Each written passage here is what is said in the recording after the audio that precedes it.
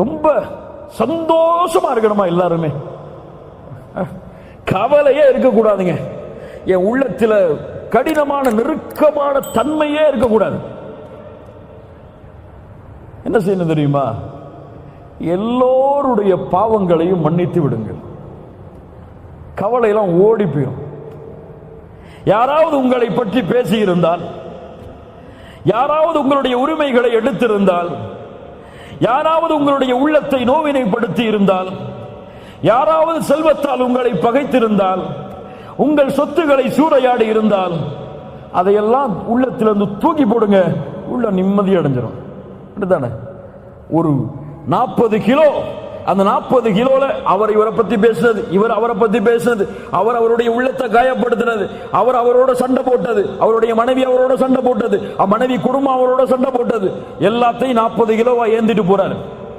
போகக்கூடிய வழியில சரி பரவாயில்லை, இவர் நம்மளை ஏசி இருந்தாரு, இவரை மன்னிச்சிருவோம். அவர் நம்மளை சண்டை போட்டு இருந்தாரு, அவரை மன்னிச்சிருவோம். எம்ம சொத்த சூறையாடி இருந்தார், பரவாயில்லை மன்னிச்சிருவோம். நம்ம என்ன ரப்பா? நம்ம என்ன இந்த உலகத்தில் மலக்கா? மனிதர் தானே, எல்லோரும் பாவம் செய்யக்கூடியவர்கள் தான், மன்னித்து விடுவோம் என்று மன்னிப்பை வழங்கி கொண்டிருப்பவன் அவனுக்கு செய்த பாவத்திற்காக அவன் மகிழ்ச்சியோடு வாழ்வான். ஆனா இன்னைக்கு எப்படி? நான் ஏன் அவனை மன்னிக்கணும்? என்ன பத்தி ஏன் அவன் பேசுறான்? மனிதர் என்றால் அப்படித்தான். நீ ஏன் அதை குறித்து கவலைப்படுகிறாய்? உன்னை பற்றி ஒருவன் பேசுகிறான் என்றால் ஏன் அதை குறித்த கவலை உனக்கு? ஏன் கவலை? அவன் உன்னை விசாரிப்பான் மறுமையில். அவன் உன்னை குறித்து பேசியது பொய் என்றால் அல்லாஹ் நாளை மறுமையில் உன்னை எழுப்பி கேட்பாடா? உனக்கு அதன்படிதான் தீர்ப்பு கிடைக்குமா? உனக்கு அவன் சொல்லியதின்படிதான் சொர்க்கமா நரகமா?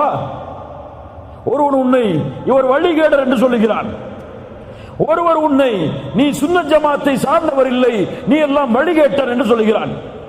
ஒருவன் உன்னை சலஃபி இல்லை என்று சொல்கிறான். ஒருவன் உன்னை நீ சரியான அக்கீதாவில் இல்லை என்று சொல்கிறான். நீ நரகம் செல்வாய் என்று சொல்கிறான். ஏன் கவலை உங்களுக்கு? உங்களை சலஃபிகளாக, உங்களை சுன்னத் ஜமாத்தை சார்ந்தவர்களாக, உங்களை அக்கீதாவில் சரி உள்ளவர்களாக யார் ஏற்றுக்கொள்ள வேண்டும்? யார் ஏற்றுக்கொள்ள வேண்டும்? யார்? அல்லாஹ். அவன் ஏற்றுக்கொண்டதற்கு பிறகு கழிவை சுமக்கக்கூடிய மனிதன் ஏற்றுக்கொண்டால் என்ன, ஏற்றுக்கொள்ளாவிட்டால் என்ன?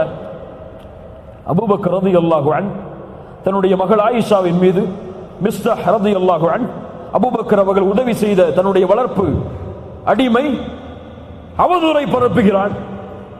தன் மகளை பற்றி அருவருக்கத்தக்க செயலோடு ஒப்பிட்டு பேசுகிறார் மிஸ்தஹ்.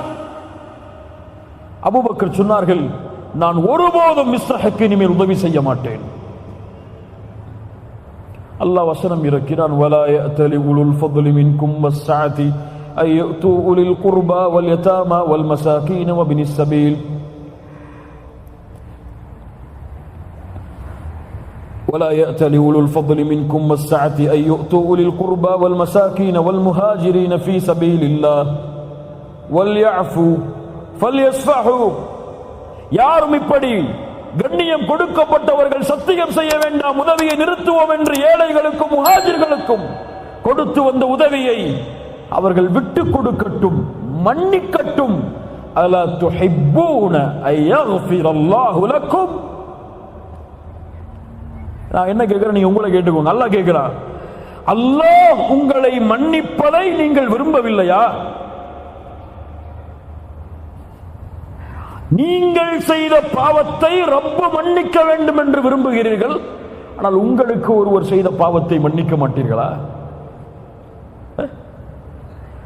ரப்பு உங்களுடைய பாவத்தை மன்னிக்க வேண்டும் என்று ஆசைப்படுகிறீர்கள், உங்களுடைய உள்ளத்தை ஒருவர் நோவினைப்படுத்தினால் மன்னிக்க மாட்டீர்களா? தன்னுடைய சாட்சாவுடைய ஈர குழையை கடித்து துப்பிய பெண்ணை அல்லாஹ்வுடைய தூதர் மன்னித்தார்கள். அப்துல்லா இப்னு உபை இப்னு சலூல் முனாஃபிக், ஒட்டுமொத்த மதீனாவின் குழப்பத்திற்கும் போருக்கும் காரணமானவன், மரணிக்கின்றான். மகன் வருகிறார், என்னுடைய தந்தைக்கு உங்களுடைய ஆடை கஃபனாக மாற வேண்டும். கரட்டி கொடுத்தார்கள் அல்லாஹ்வுடைய தூதர். தொழுகை நடத்த வேண்டும். அவருடைய ஜனாசாவிற்கு முன்னால் இருக்கிறார்கள். உமர் வந்தார்கள். அல்லாஹ்வுடைய தூதரே, முனாஃபிக். அல்லாஹ் குர்ஆனிலே 70 முறை மன்னிப்பு கேட்டாலும் மன்னிக்க மாட்டான் என்று சொல்லுகிறான். அவருக்கு தொழுகை நடத்த போகிறீர்களா? அல்லாஹ்வுடைய தூதர் சொன்னார்கள், 70 முறையும் அதிகப்படுத்தி கேட்பேன் மன்னிப்பை, அவருக்கு தொழுகை நடத்துவேன்.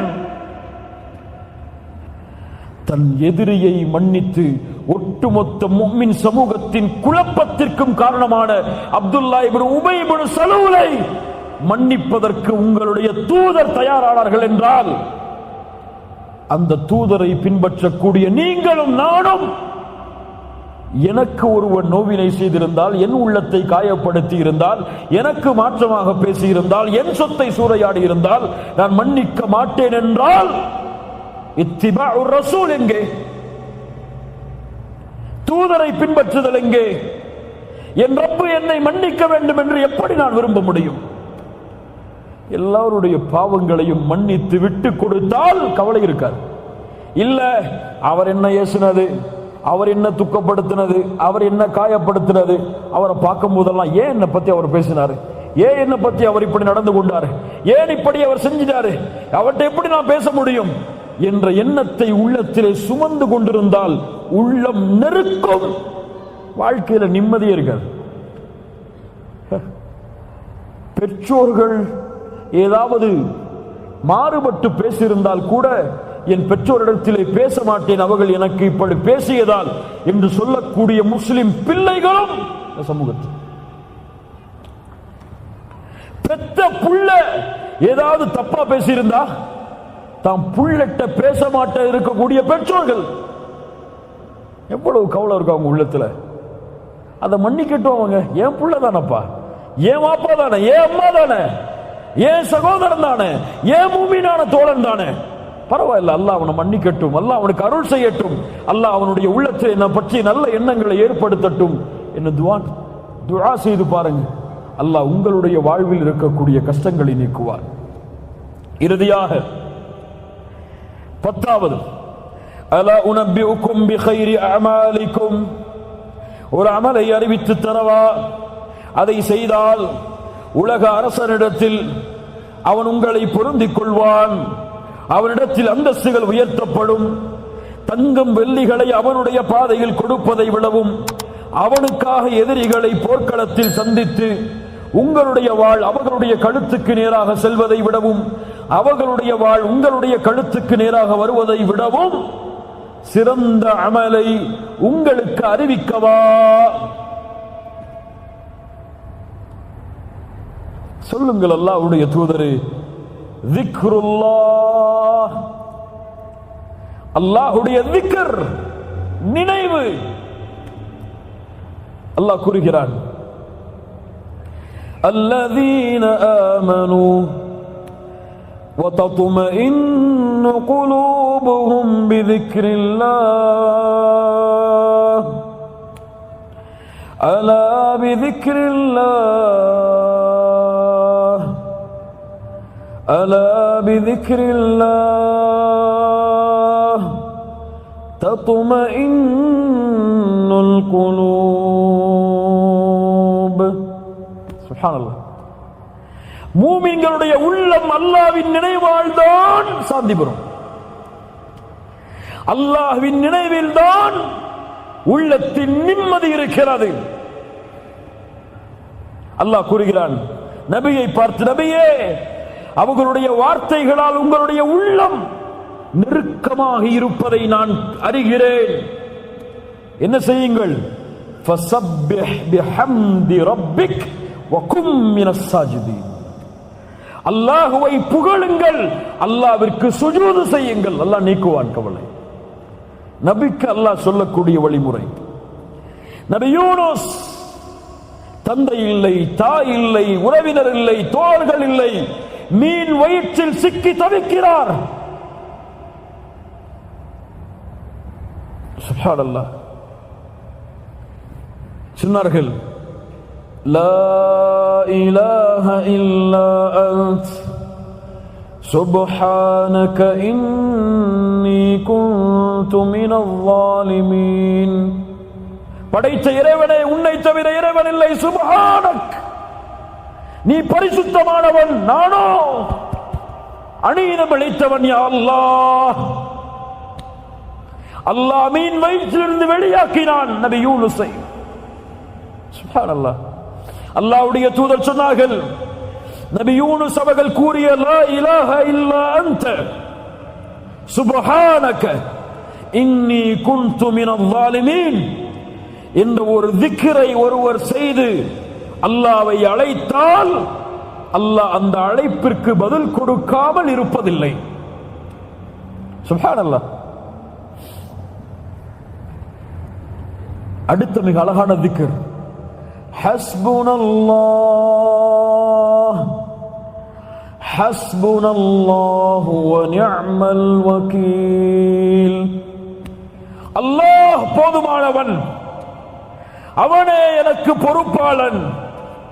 இப்ராஹிம் நெருப்பில் வீசப்படும் பொழுது சொன்னார், ஹஸ்புனல்லாஹ், என் ரப்பு எனக்கு போதுமானவன், அவன் பொறுப்பாளன். அல்லாஹ் நெருப்பை குளிர்ச்சி தரக்கூடியதாக மாற்றினான். சஹாபாக்கள் சொல்லுவார்கள், எதிரிகள் எல்லாம் உங்களுக்கு எதிராக ஒன்று கூடி விட்டார்கள். சொல்லுவார்கள் தோழர்கள், அவர்களுடைய ஈமான் அதிகரிக்கும். காலு ஹஸ்புனல்லாஹ், எங்களுக்கு அல்லாஹ் ஒருவன் போதுமானவன்.